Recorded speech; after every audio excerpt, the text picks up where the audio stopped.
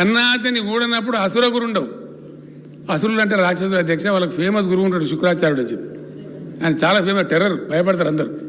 ఇక్కడ గురువే రాక్షసులకు కాబట్టి ఆయన కన్ను తెరిస్తే బాగుండదని ఆ శుక్రాచార్యునితో కూడా పంచాయతీ పెట్టుకోరు. కాబట్టి ఆయన కూడా పెద్ద ఫేమస్ మనిషి.